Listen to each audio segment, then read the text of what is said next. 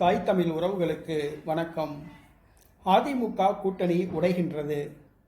அதிமுக கூட்டணி உடைகின்றது என்ற தலைப்பில் இந்த காணொளியை காண்கிறோம். நடைபெற்று முடிந்த பாராளுமன்ற தேர்தலில் அதிமுக கூட்டணி பலத்த தோல்வி அடைந்தது.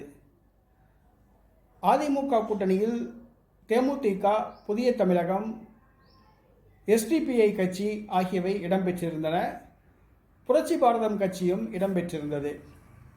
தற்பொழுது அதிமுக கூட்டணி உடையும் நிலைக்கு வந்துள்ளது. அதாவது நடைபெற்று முடிந்த பாராளுமன்ற தேர்தல் வெற்றியின் காரணமாக திமுக ஒரு அதிரடி முடிவை எடுத்திருந்தது. அதாவது வருகிற சட்டசபை தேர்தலில் திமுக 200 தொகுதிகளில் போட்டியிட முடிவு செய்திருந்தது. மீதியுள்ள 34 தொகுதிகளில் காங்கிரஸ் கட்சிக்கு 18 தொகுதிகளும், 4 தொகுதிகள் விடுதலை சிறுத்தை கட்சிக்கும், மதிமுகவுக்கு 4 தொகுதிகளும், மார்க்சிஸ்ட் கம்யூனிஸ்ட் கட்சி, இந்திய கம்யூனிஸ்ட் கட்சி, மனிதநேய மக்கள் கட்சி ஆகியவற்றுக்கு தலா 2 தொகுதிகளும், தமிழக வாழ்வுரிமை கட்சிக்கு 1 தொகுதியும் ஒதுக்க திமுக முடிவு செய்திருந்தது.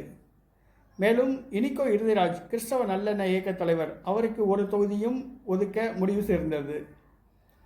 200 தொகுதியில் திமுக போட்டியிட முடிவு செய்திருந்தது.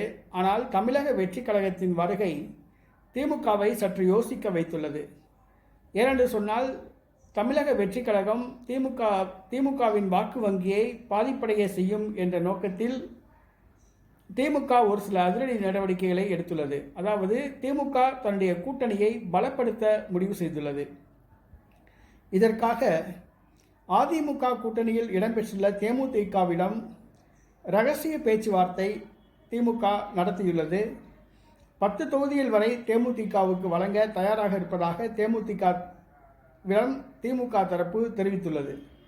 அதேபோன்று புதிய தமிழகம் கட்சியிடமும் திமுக பேச்சுவார்த்தை நடத்தியுள்ளது. 2 தொகுதிகள் தர தயாராக இருப்பதாக கூறப்பட்டுள்ளது.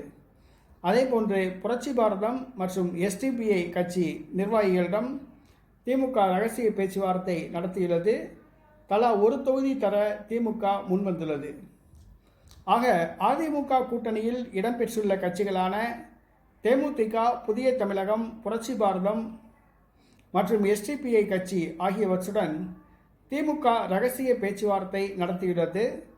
இந்த 4 கட்சிகளும் அதிமுக கூட்டணியில் இருப்பதை விட திமுக கூட்டணியில் இருந்தால் வெற்றி வாய்ப்பு நன்றாக இருக்கும் என்று கருதுகின்றனர்.